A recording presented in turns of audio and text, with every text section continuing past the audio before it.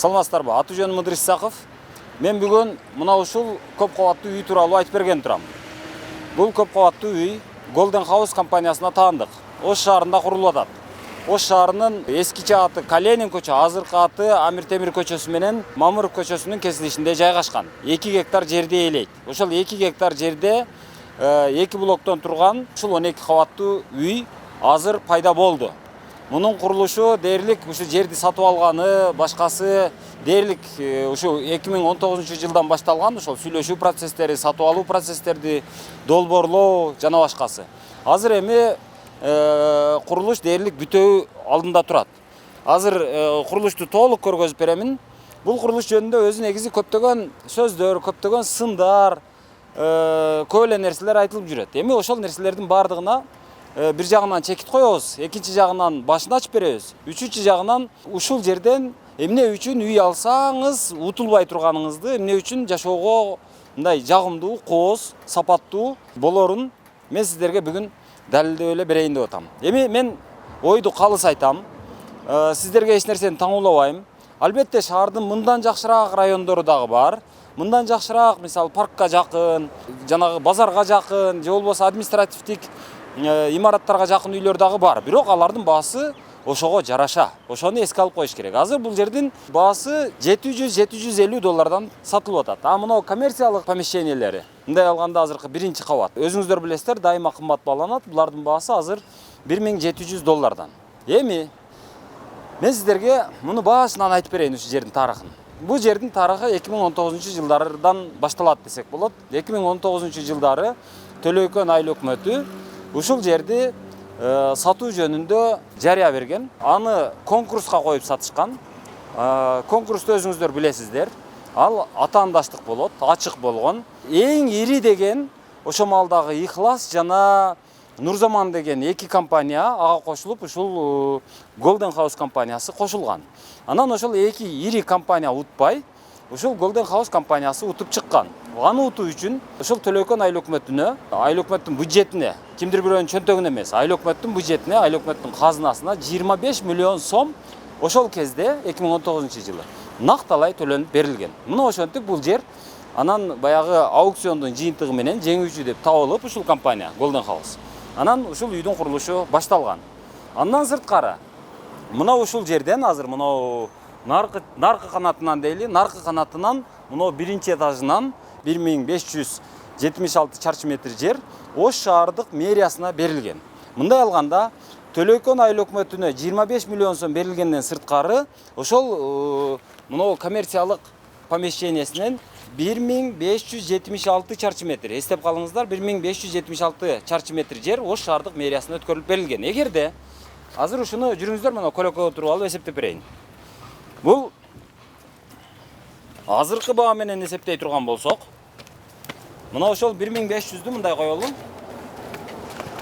Так, мындай коелу. Мындан караңыздар. 1576 чарчы метр жер мындай помещение. Биринчи этаж. Биринчи этаждан ошол маалда чарчы метри 800'дүн тегерегинде бааланган. $800. Көбөйтөбүз. Көбөйткөндө $1,260,800 бааланган экен. Ушул баа менен Ош шаардык мэриясына өткөрүлүп берилген. Эгерде бул долларга эсептей турган болсок, муну көбөйтөбүз. Ошол кезде канча болчу эми? Азыр болжолдоп туруп эсептейли, бир 85 деп коелу, ошол кездеги курсту. $85 көбөйтө турган болсок, 107 миллион сомго бааланып мэрияга өткөрүлүп берилди. Демек, мындай алганда 25 миллион сом Төлөйкөн айыл өкмөтүнө, 107 миллион сом Ош шаардык мэриясына төлөнүп берилди. А эгерде биз муну азыркы баа менен эсептей турган болсок, ошол 1576 чарчы метрди, 1576 чарчы метрди көбөйтөбүз. Азыркы баасы булар $1700 болуп атат. 1700гө көбөйтөбүз. Муну көбөйтөбүз азыркы доллардын курсуна 86-60 болуп атат азыр. 232 миллион сом мэрияга берилиптир. Бул оңой акча мындай алганда. Анан ошого карабай азыркы күнгө чейин бул жерди кимдир бирөөлөр ээлеп алгандай, басып алгандай, жөн эле тартып алгандай кылышып, баягы ар жерге жазып, мындай арызданып жүргөндөр бар. Бирок эми негизинен бул мындай болгон да, ошол баягы сатып алуулар мамлекеттен сатып алынган, ачык конкурстан сатып алынган, сатып алынып бүткөндөн кийин анан баягы курулушка уруксат кагаздары даярдалган. Ал бардык жанагы тиешелүү органдардын өзүнөн уруксат намалары, уруксат кагаздары алынып, анан кийин курулуш башталган. Курулуш азыр бүтүү алдында турат. Дээрлик болгону бир 6 ай убакыт калды. 6 айдын ичинде азыр мына бир корпусу бүткөн, бир блогу. Экинчи блогу азыр дээрлик баягы монолит иштери бүттү, кирпичтери коюлду, азыр чатыры жабылып атат. Андан сырткары мына сырткы фасадын жасоо иштери болуп атат. Дээрлик ушул 6 айдын ичинде толук бүтүп, анан колдонууга берилгени турат. Эми компания жөнүндө ушул жерден айтып берейин. Golden House компаниясы булардын өзүнүн компаниянын жалгыз гана кожоюну бар. Анан ал ушул өзүнүн атын айткысы келбей, анан мен жылдыз болгум келбейт, мен элге көп көрүнгүм келбейт, мен ошол өзүмдүн жумушумду жакшы кылайын, эң негизгиси элдин аманатына кыянат кылбайын, эл мага ишенип акча берсе, анан алардын үйүн убагында кылып бербей, аларды көчөдө калтырып, аларды ыйлатып, ар жерге кайрылтып, кыйнабайын. Менин негизги милдетим ошол. Мен өзүм милдетимди эле кылайын. Анан мен баягы депутат болоюн деген, бир чоң болоюн деген оюм жок. Ошондуктан мен жылдыз болууну каалабайм. Мен сизге бардык маалыматты, керектүү маалыматты бердим. Дагы сурасаңыз дагы беремин. Ошон үчүн мени көргөзбөй дагы, чыгарбай дагы кое бериңиз. Мен эми камерага сүйлөй турган адам эмесмин. Мен иш кыла турган адаммын деп атат. Мындай алганда жанагы азыр айрым бизнесмендерибиз бар, ачык эле айтып коелу. Мектепти коридордон бүткөн, университетти каяктан бүткөн эми бир өздөрү билет, бир Кудай билет. Анан эптеп эле ошол баягы курулуш баштайын деп эле анан бир фирманы ача коюп, эптеп-септеп ошол анын акчасын алып, мунун акчасын алып, анан жетпей калса процентке акча алып, ошентип анан ишти баштап алышкан. Ага ишенип бир нече адамдар, миңдеген, жүздөгөн эмес, миңдеген адамдар акчасын бергенде алар азыр наразы болуп, көчөдө ыйлап, батирден батирге көчүп, ар кимге арызданып, бизге блогерлерге жалынып, президентке кайрылып ушинтип жүрүшөт. Бул компанияда андай болбойт. Эми кеттик эми башынан баштайлы. Эми мынау Мамыров көчөсү наркы жакта, мынау түштүк тарабында болот. А мынау батыш тарабында ушул эскиче Калинин, азыркыча Амир Темир көчөсү болот. Мынау Сулайман тоосу көрүнүп турат. Оштун дээрлик чок ортосу.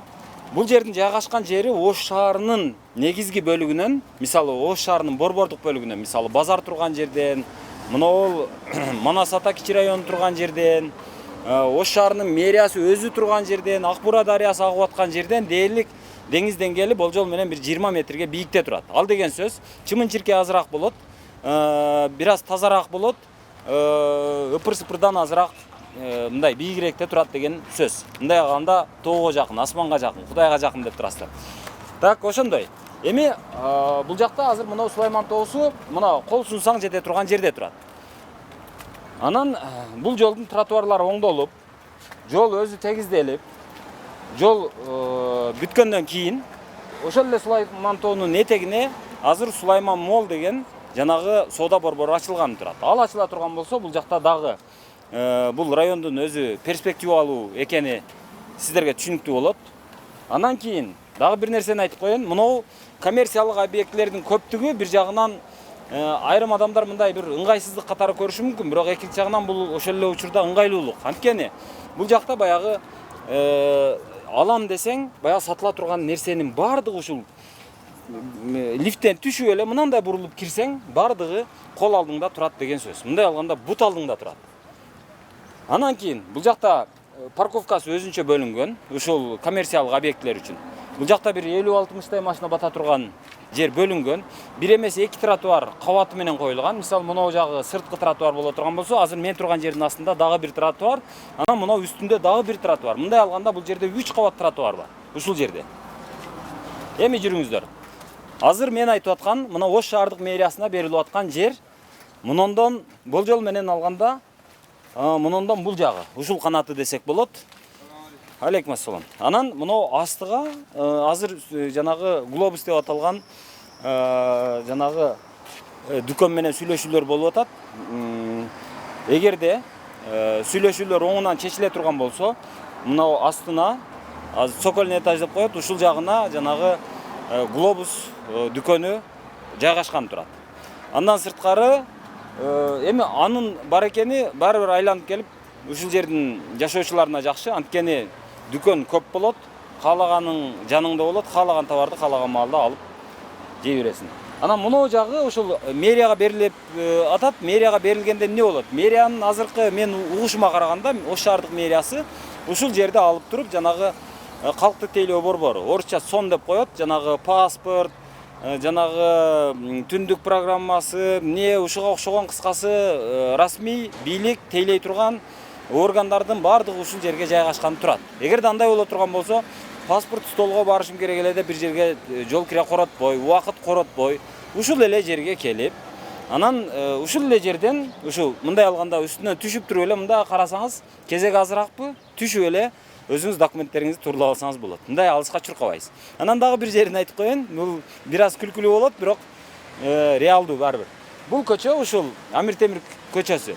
Негизинен машина оңдоочу көчө деп таанылып калган мурдатан. Анткени бул жерде баягы усталар жашагандыктанбы, же ылдый жакта илгери баягы авто унаалардын тетиктери сатылган базар болчу, ошодон уламбы, айтор.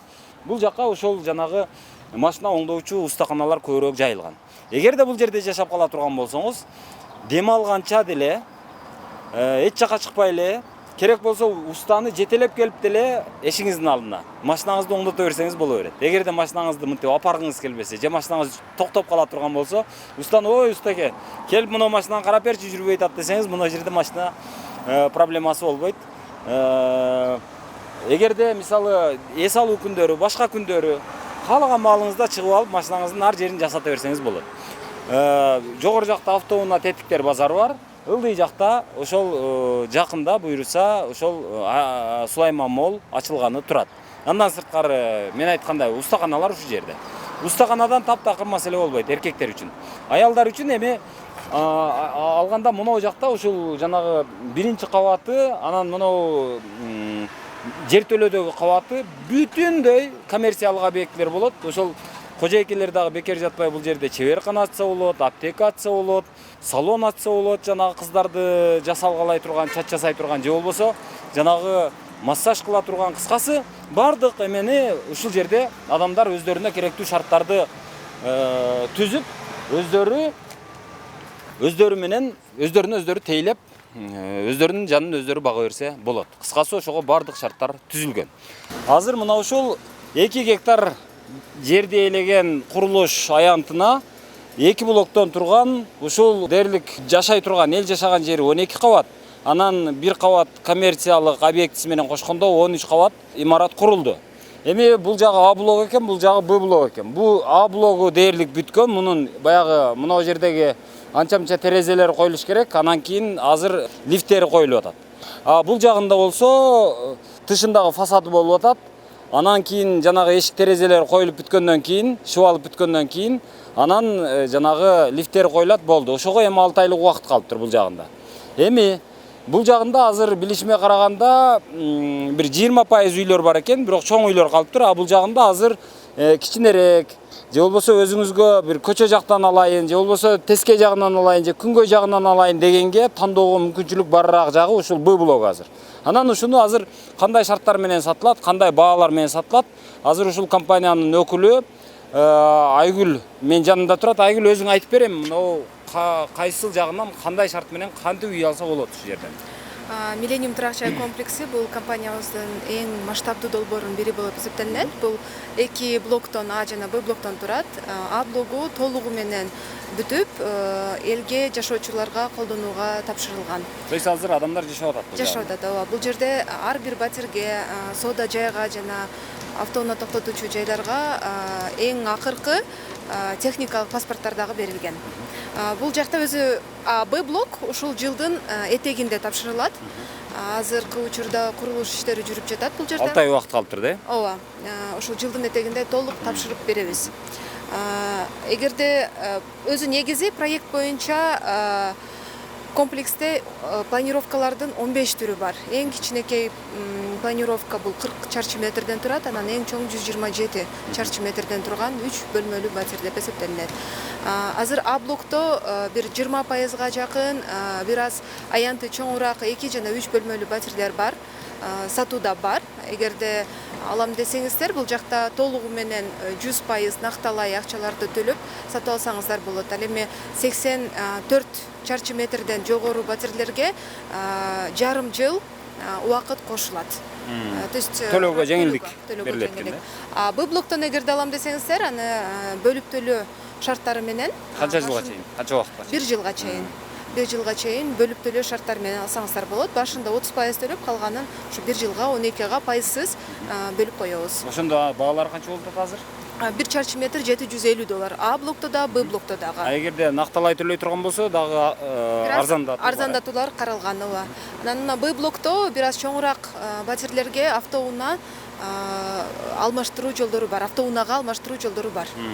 То есть эгерде нак акчаңыз жетпей кала турган болсо, минип жүргөн машинаңыз боло турган болсо, ошол машинаны деле мисалы чоңураак, кымбатыраак болсо, ошону алып келип берип, анан арзаныраак акчага бир аз кичинерээк машинаны алып кайра байгычаңыз минип турсаңыз болот экен да? Ооба, болот. Бартер жолдору каралган. Рахмат жок. Эми мен сиздерге курулушчу болоюн. Анан курулушчу катары курулуштун сапатын, курулуштун мөөнөтүн, колдонулган материалдарын, анан колдонулган жол жобосу жөнүндө айтып берейин. Бул жер баягы топурактуу жер болгон үчүн дээрлик 15 метрге свай кагылган. Мындай алганда бул баягы оңой менен кулап түшө турган үйлөрдөн эмес. Анан көбүнчө бизде айтып калышат, баягы эски Союздун үйлөрү эле жакшы болчу деп. Союздун үйлөрү мындай 4 бурчтуу баягы блокторду, бетон блокторду алып келип туруп эле бири-бирине монтаждап коюп кое берген. Ал терең казылган дагы эмес. А булар азыр 15 метрге чейин свай кагып, андан сырткары мына бетонду монолит кылып ар бир этажга куюп кетип атышат. Монолит бетон берки Союздун малындагы конструкцияга караганда бир нече эсе бекем болорун али биз көпчүлүгүбүз түшүнө элекпиз, бирок түшүнгөн кишилер ушуну мындай баалашат. Мына А блок дээрлик бүткөн. Мына жакта терезелер коюлуш керек. Азыр ичине кирип баягы лифттерин көргөзүп берейин. Азыр лифттерди коюп атышат. Анан лифт коюлуп, мына терезелер бүткөндөн кийин бул жак дээрлик бүттү деп эсептесеңиз болот. Анан мына жакка асфальт басылат, а бул жакка азыр брусчаткалары басылып атат. Анан бул жагы газон болот. Анан монтип дарактарынан бери эгишип берет. Анан мына ортосунда баягы бул үйдүн баягы парковка маселеси дээрлик бир башка компанияларга караганда кыйла жакшы чечилген. Кээ бир Ошто, Бишкекте көрүп жүрөбүз, кээ бир компаниялар үй салышат, бирок бир даана парковкага орун калтырышпайт. Андай мисалдар толтур. А бул жерде астында жер төлөсүндө анда дээрлик бир 180 машина ушунун жер төлөөнүн ичине кирип кетет. Анан сыртында 4 тарабында тең парковкага месте каралган. А мына ортосунда боло турган болсо, мына ортосунан азыр мына бир бети ушул балдар аянтчасы болгон, а наркы жагы спорт аянтчасы. То есть ал жакта футбол, волейбол, баскетбол дегендей полялар ошол мына тосмонун наркы жагында болот. Ортосунда жол болот, жолдун наркы жагында ошол короонун ичинде ошол спорттук аянтчалар орун алат. Анан азыр мына лифтке кирели. Туугандар, лифттердин абалы ушундай. Бардыгы ушундай коюлган. Булар баягы Жапониянын технологиясы менен курулган, жасалган Fuji деп аталган маркадагы ылдам, үнсүз лифттер орнотулган. Акылдуу лифт деп коет. Эгерде свет өчүп кала турган болсо, жакынкы кабатка чейин алып барып туруп, өзү лифтти ачып коет. То есть сиз лифттин ичинде баратсаңыз, кокустан свет өчүп кала турган болсо, ошол жерде камалып калбайсыз. Ал ошол жакынкы, мисалы ылдый түшүп кетип атсаңыз, ылдыйкы этажга, жогору чыгып кетип атсаңыз, андан жогорку кабатка алып чыгып туруп, ачып коет, чык эми деп. Ичинде калбайсыз. Анан анткени ошол лифттердин ар бирине баягы резервдик энергияны сактап кармап тура турган ошол бир жакынкы кабатка чейин алып барып койгонго жетиштүү жанагы аккумуляторлор ар бир лифттин өзүндө бар. Ошон үчүн баягы лифттерде жанагындай камалып калуу проблемасы болбойт. Анан бунун бир гана бул лифттин бир кемчилиги бар экен. Ал кемчилиги тазалыкты өтө талап кылат экен. Эгерде ушул лифттин бир жерине бир чаң туруп калса деле, анда жанагы лазер иштебей калат экен дагы, лазери жанагы көрбөй калып, мындай көзү көр болуп, көзү тосулуп калат экен дагы, лифт иштебей коюшу мүмкүн. Ошон үчүн бул лифтти колдонгон, мына ушул үйдө жашаган адамдардын бардыгынан биринчи кезекте тазалык талап кылынат. Тазалык эле болсо, муну урбасаң, сокпосоң, теппесең, анан ошол лифттин көзүнө бирдемелерди сүрөт тартпасаң, чаң кылбасаң, чаң бутуң менен ушунун ичине кирип баягы булгабасаң, демек бул лифттен өтөр сапаттуу лифт болбойт мындай алганда. Мен азыр рекламасын булар айтып атат. Ыдырыс ака, сиз реклама кылып берейин деп атат. Анан ошого азыр келип атам. Анан булар айтышты, бул өтө жакшы компаниябыз деп. Ооба, өтө сонун. Ишенейинби? Ишениңиз, биз жашап атпайбызбы? Мен мындай уят болбоймунбу? Жок, уят болбойсуз. Реклама кылсам боло берет, а? Реклама кылсаңыз боло берет. Неси жакты, неси жакпады айтыңыз, ачык айтыңыз. Неме, кичине ушу усталар али бүт элек да. Иш жүрүп атат жакшы эле. Бирок кичине усталар бүтпөгөн үчүн мүчүлүштүктөр болуп атат. Мисалы? Мына жолдорубузду көрүп атасыңар, стройканын жүрүшү да эми. Чаң болот. Атак жакшы. Жакшы үйдүн курулуштары жакшы, аурасы жакшы, немелери жакшы. Адам өзү үчүн, бул мен үчүн дебестен, биз үчүн дешибиз керек экен да. Өзүбүз позитив ойлосок эле бардыгы жакшы болот. Бирок сонун мына площадкаларды убактылуу болсо да кылып берди. Балдар эшке чыгып салкында ойношуп атат. Мына брусчаткаларыбызды убактылуу болсо да куруп берди. Бүткөндөн кийин мындан да сонун болуп калат деп ойлойбуз. Суусу напору жакшы, газын киргизип берди. Анан бүткөндөн кийин сонун эле болуп калса, анан дворник жалдайбыз, уборщица жалдайбыз, анан кароол жалдайбыз. Мына кондоминиум түзөсүздөр. Ооба, анын бардыгы акырын болот да. Бардыгынан да сабырдуулук, анан кийин жакшы маанай болуш керек. Ол болбосо, бул болбойт. Анан бардыгыбыз эле бири-бирибизди чукуй берсек өлбөйбү онда. Мен анча-мынча чукуп турам эже, чукубаса дагы болбойт. Мен дагы чукуп турам го, бирок жакшы жагынан караш керек да. Болду эже. Жаман жагын карай берсек өлбөйбү. Болду, азыр лифтиңиздердин ылдамдыгын көрүп чыгайынчы мен. Сиз көөлүң, биз азыр чыгалы дагы. 12-чи этажга чейин бизди алып чыгып түшпөйсүзбү? Майын. Киресиңерби? Киргиле. Так, азыр мына 12-чи кабат болду. Азыр мына 1-чи кабат. 1-чи кабаттан 12-ге бастык азыр. Кетти. Канча секундта чыгат экен деппи? 2 секунд, 3 секунд өттү. 4, 5, 6. Бүтпөгөн жерлери акырын бүтүп атат. Өзүбүз мынантип тазалап коюп атабыз. Муналарды сыйрып коелу десек, бир нерселер чийип кетпесин деп пока сырый элекпиз. Атак жакшы эле. Дайыма шүгүр. Коридорлорубуз кенен. Бирок өткөндө жагында 12, 13 этажда кичине жаан. 12-чи этажга келдик. Мына 29, 30 секунд экен. 30 секундта. 31 секундта, 34 секундта ачылды уже. Мындай алганда ушу 30 секундда да 12-чи этажга чыгат экенсиз. 12-чи этаждан ылдыйга түшүшүңүз дагы 30 секунд боло турган болсо, 1 минуттан ичинде түшүп чыгып койсоңуз болот экен 12-чи этажга. Бул жерде 3 квартира жашайт. Бир үйлүктө жашайт, 2 үйлүктө жашайт. Анан кийин 3 үйлүктө жашайт. Мына светтерибиз дагы сенсорный. Өзү жанат экен, а? Кыймылга жараша. Сулайман тоонун караган жакта экен да, сиздер? Биз туруп эле Сулайман тоону карайбыз. Кел, кир. Кире бериң, сиз кириң, биз киребиз. Келдим кызым. Сыртка коелу. Келди кызым. Кандай, жакшыпы? Күзгүн жайлапсыз. Ооба, мына коридору кенен. Ушу кенен жакшы да, өзү киргенде мындай Киши кара келгенде, өткөндө мен катны кылып, той кылып келдим эле. Ошо коридорго эле килем салып, ошол жактан тутканы чечип келдим. Залы 2 метр узундугу. Мына терезеден бул жак бүт көрүнөт. Сулайман так. Сон болуп көрүнөт. Вид сонун. Мике. Жакшы экен. Сонун көрүнөт. Мен ана мектепте иштейм. Мугалим. Жөө барып келем. Ушул үйдү алганым үчүн ушул жерге ишке кирип алдым. Жакшы экен да. Анан жөө басып барып келдим эле. Коноктосоң мына жерге беймар алып атат.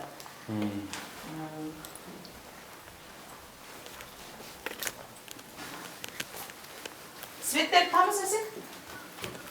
Ашканабыз. Азыр бул жакты мына жагы туалет экен, Туалет да кенен экен, жакшы экен. Туалет. Бул жагы өзү ванна экен эле. Мен туалет кылып койгонмун.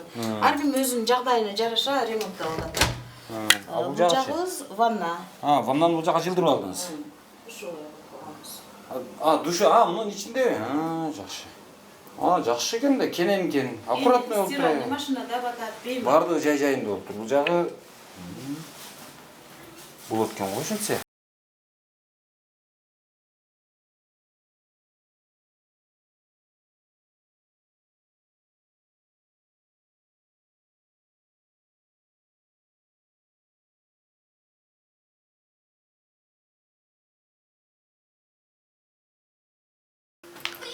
Жакшы экен. Бул жагыңыз дагы, бул жагы балдарыңыз окшойт. Балдар үйү. Келин алсак деп мына жерге кровать койсо болот. Өздөрүнүн буюмдарын койсо болот. Жакшы экен. Жакшы бүтүрүп алыпсыз. Бул жагы ашканасы окшойт, Бул жагы ашканасы. Ашкананы да сонун кылып бүтүрүпсүз. Бардыгын батырыпсыз. Мына жактан терезе дагы батат экен, Сонун экен. Сонун. Бардыгы өз-өзүнүн бардыгы өз ордунда экен да. Азыр негизи мени билесиңер. Бир нече курулушту мен сиздерге буга чейин чагылдырып бергенмин.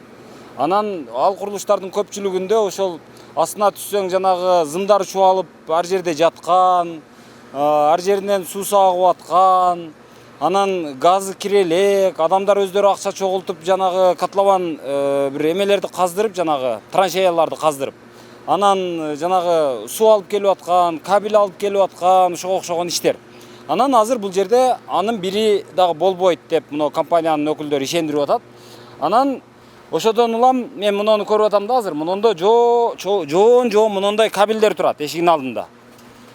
Башка жакта ушундай кабелдерди баягы жашоочулар, курулуш компания ишин аткарбай койгон үчүн жашоочулар өздөрү ушундайды сатып алып, анан же болбосо буга күчү жетпей ичке бирдемени алып келип коюп алышып, анысы туруштук бербей баягы күйүп кетип, ушундай болгон окуялардын көп эле көргөнбүз.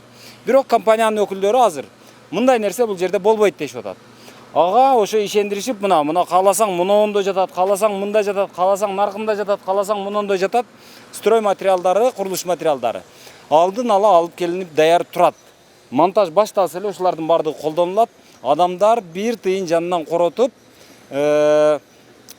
сууга, же болбосо газга, же канализацияга, же болбосо мынау светке деп өздөрү мындай бир уста жалдап иш кылдырбайт деп ишендирип атышат. Так, эми азыр мынау жагы, бул жагы мен билишимче кирпич менен болгон, кадимки баягы бышкан кыш менен. Анан бул жагы азыр жанагы мынау газоблок менен курулуп атыптыр.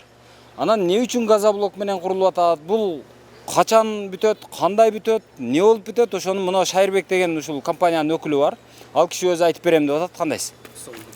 Шайырбек мырза, азыр мен билгенден, мисалы мен күнүгө ушул жерден машина менен өтөмүн. Анан бул жагы баягы бышкан кыш менен курулуп атты эле. Анан бул жагы азыр эмеге өттү да, мына газоблок. Газоблок өттү. Газоблоктун сапатына ишенсек болобу азыр? Болот. Азыр эң экологичный жагынан дагы, сапаты жагынан дагы газоблоку азыр көп басым жасап атабыз. Кыргызстан боюнча, дүйнө жүзү боюнча экологический деп туруп эң таза экономичный бул газоблоку өттүк. Бул экологиялык жактан шумоизоляция, звукоизоляцияга дагы, анан жылуулукка, жайында салкындыкты сактап, кышында жылуулукту сактаганга газоблок жакшы, азыр колдонууга эң жакшы болуп атат. Бирок газоблок баягы жумшак болуп калат деген сөздөр бар да, андай эмеспи? Жок, андай эмес. Жеңил экенин түшүнөбүз. Жеңилдиги жакшы. Бир кирпич 10-15 штук кирпичтин ордуна бир газоблокту колдонуп атабыз. Бул жагынан жакшы, сапаты боюнча жакшы. Мунун сыртынан фасад жумушун жасаса болот, ичинен внутренний отделка иштерин жасаса болот, өтө жакшы. Мык кылсаңыз мыкты жакшы эле кармайбы? Мисалы бир картина илгенге же болбосо бир демелерди баягы, мисалы Аристон Дилес ошого окшогондорду кармайбы, Азыр кармайбы? креплениялар бар, ар түрдүү жаңы креплениялар бар. Сапатына жооп берет, кармайт баардыгы. Жок, крепление эми ушуга катырылат да эми. Ооба. Анан ушул көтөрө алабы ошолор? Көтөрөт. Анысынан маселе болбойт, Бул жерде дубалдын калыңдыгына дагы байланышкан газоблок 25 сантиметрликтери бар, 20 сантиметрликтери бар, 10 сантиметрлик, 15 сантиметрлик ар түрдүү размерлерде бар. Ушу креплениялар, ушуга ылайыктуу крепленияларды колдонуп туруп орнотсо болот баардыгы. Көтөрөт жакшы. Анан өзү негизи эле муну азыр бүтүшүн азыр компаниядан айтып атат, ушул жылдын аягына чейин. То есть 6 айдын ичинде толук бүтүрүп колдонууга беребиз деп айтып атышат да. Ошого азыр сиз ушул курулушту көзөмөлдөгөн адам катары ишенсек болобу? Азыр мисалы акчасын берген адам, то есть азыр мен берип койсом, 6 айдын ичинде эптеп төлөй турган болсом, мен акчадан башкага башымды оорутпасам, мисалы жаңы жылга ушул үйгө кирип, ремонттоп жашай берсем болот деп ишенсе болобу? Кудай калса ишенсеңиздер болот, толук ишенсеңиздер болот. Себеп дегенде бул ишкананын өзүнүн аткарып жүргөн жумушчулары бар. Мисалы куруучулар өздөрүнүн аткарган иштерине жооп беришет. Сапаттуу болуп, сапаттуу материалдарды колдонобуз. Бардык иштин шарттарынын боюнча көзөмөлдөп турабыз бардыгын. Ошол жылдын акырына чейинки план боюнча ошол ишти аткарганга даярбыз ошо. Аткарабыз Кудай каласа. То есть азыр бүткөндө кандай болуп бүтөт эми? Мына жак асфальт болобу, болбойбу? Болот, асфальт болот, Жагы брусчатка асфальт. болот. Брусчатканын аркы тротуарлары брусчатка болот. А мына жагы Ушундай игровой площадкалар болот, озеленение болот, ушундай газон. айланасы жашылдандырылып жанагы баг эгилет, анан кийин ортосуна мынау билгенден 2 поля курулат экен, а? Полялар бар, караштырылган, ооба. Туугандар, мынау курулуштун жагдайлары жөнүндө айтып берер десем, мынау курулуштагы кишилер камерада сүйлөп көнбөгөн, тартынышып, бир аз кысынып атышат, ошого жакшы айтып бере албай атат. Бирок мен азыр мынау газоблок жөнүндө айтып берейин. Газоблокту булар Өзбекстандан сатып алып келишет экен. Азыркы ушул газоблок негизи эле курулушчулар арасында мода болуп аткан материал. Бул жеңил болот экен. Муну жанагы архитекторлор көбүрөөк сунушташат. Анткени баягы жалпы конструкция өтө оор болуп калбаш үчүн ошол газоблокту колдонсо жакшы деп эсептешет. Ал бир жагы, экинчиси газоблоктон баягы шум, көчөдөгү жанагы ызычуулар көп өтө бербейт экен. Экинчиси жылуулук менен мына ысык. Мисалы аптаптуу күндөрдө ысыкты көп өткөрө бербейт экен, анан жанагы суукту көп чыгара бербейт экен. Себеби ичинде мунун ичинде баягы боштуктары, поралары болгон үчүн, ошон үчүн баягы улам баягы боштуктардын ичине келип такалып отуруп, бул жанагы шумду дагы, жылуулукту дагы, сууктукту дагы бул көп өткөрбөйт экен. Жакшы сактайт экен. Азыр эми мунун сапатын көрөлү. Мына бул эми бир сынык. Аралашып, анан ушул кичинекей жери калыптыр. Эми ушуну мен бир чаап көрөйүн, Так, мына. Күчтүн барынча эле чабайын. Мына. Мындай күч менен ура турган болсоңуз, эми жанагы кирпич, кадимки бышкан кыш, ал сынып кетет. Бул сынбайт экен. Жер астындагы парковкасы ушунчалык кенен экен. Ичинде адашып кеткидейсиң. Жанагы Азия Молдун, Бишкектеги Азия Молдун жер астындагы парковкасы бул парковкага мындай алганда суктанат да. Сонун экен. Салкындыгын айтыңыздар азыр.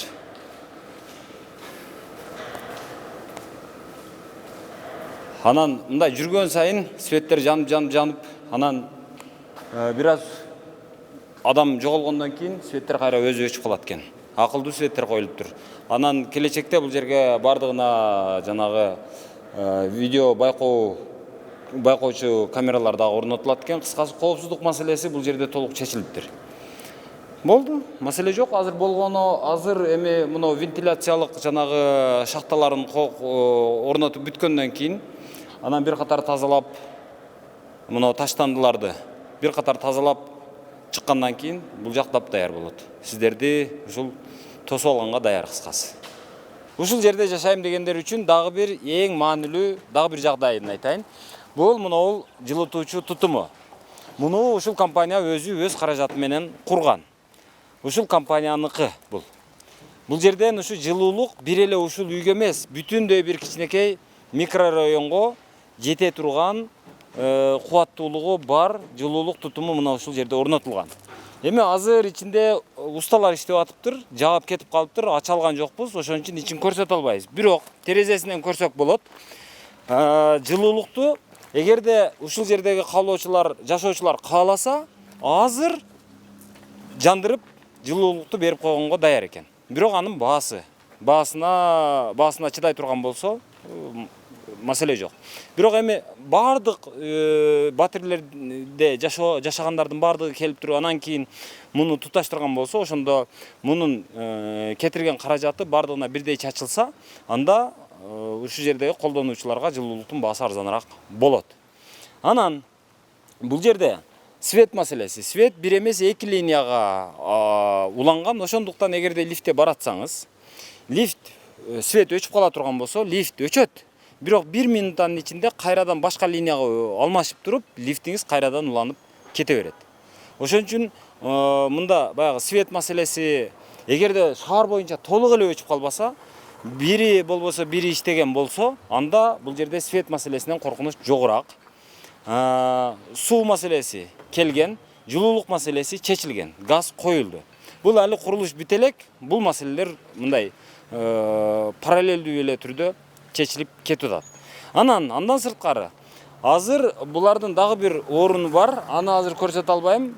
Бирок ошол ичкери жакта боло турган болуп атат. Бул жерде баягы аш тойлорду, мааракелерди, ушул жердеги жанагы айрым иш-чараларды, майрамдарды, салтанат зияпаттарды өткөргөнгө атайын жанагындай очоктору коюлган, казандары коюлган, отургучтары бар. Баягы мал союп, ошолорду эт бышырып дегендей бир аш демдеп, анан ошо кошуналар менен ынтымакташып отуруп жегенге ылайык шарттагы түзүлөт. Эми алардын бардыгы бар. Эми анын бардыгы кылынат. Эми мына жактары бардыгы парковка болот. Наркы бетинде дагы мындай алганда бул үйдүн 4 тарабында тең парковка каралган, андан сырткары баягы астында дагы парковка каралган. Негизинен алганда парковка менен эң көп, Оштогу эң көп парковка маселеси чечилген үй ушул деп койсок болот. Эми мен өтө мактай бербейин. Компания буга чейин 5 жылдын ичинде 4 көп кабаттуу үйдү куруп бүтүргөн компания. Андан сырткары азыр дагы 2 объектини баштаган турат. 2 объектини баштады, 3-чү объектини баштаган турат. Андан сырткары азыр эгерде кааласаңыздар, Бишкектен дагы 2 объектини куруп баратат. Анын ичинен бирөөсү бир 6-7 этажга келип калды, дагы бирөөсү 8 этажга келип калды, дагы бирөөсү 4 этажга келип калды. Мындай алганда 2 жерде 3 объект курулуп атат Бишкекте. Бул жакта Ошто 2 объект курулуп атат, 3-чүсү башталган турат. Кыскасы бул мындай бүгүн токтоп кала турган, эртең токтоп кала турган, анан акчасын жанагы бир мен депутат болот элем деп депутатка чачып бере турган, же болбосо бир мындай бир максатсыз пайдалана турган жагдайы жок. Булар бизнесменбиз, биз ушу үй курабыз, элдин аманатына кыянат кылбайбыз. Ушудан биз пайданы тапсак, кайра ушунчалык чоң, монументалдык керек болсо курулуштарды курганга биз баратабыз деген багытта баратат. Мындай алганда компания бул убактылуу эмес, утурумдук эмес, бул баягы түбөлүктүүлүккө аракет кылып атат. Анан эми мен ошого ишенип атам, ошо ишенгеним үчүн ушул компания менен мамиле кылып, ушул компания менен келишим түзүп, ушул компаниянын жанагы жарнамалоо милдетин өзүмө алып отурам. Эгерде мага ишенген болсоңуздар, компания менен түздөн-түз мамиле кылсаңыздар болот. Байланыш телефондору жарыяланат. Эгерде шарттыңыздарга сиздердин мындай бир каалооңуздарга туура келе турган болсо, анда тартынбай келип ала берсеңиздер, мен оюмча өкүнбөйсүздөр. Мен эч кимди баягы ушул жерден үй алышыңар керек, ушундай, ушул эле эң мыкты дегенден алысмын. Бирок менин үмүттөнгөн, мен ишенген компаниялардын эң алдыңкы сабында ушул компания турат азыр. Бул акчасы менен, баасы менен сапаты аябай мындай дал келген, баасына сапаты жарашкан, ишенимдүүлүгү бар. Сиздерди көп уура кылбай турган, кийин нервиңиздерди кетирбей турган, сиздерди сахар, давление, инфаркт кылып жыгытпай турган компания ушул. Ошону баса белгилеп айтып койсом болот. Буюрса бардыгы жакшы болот. Ушул жерден үй алуу Ушул жерден бактылуу болуу бардыгыңыздарга насип кылсын. Бар болуңуздар.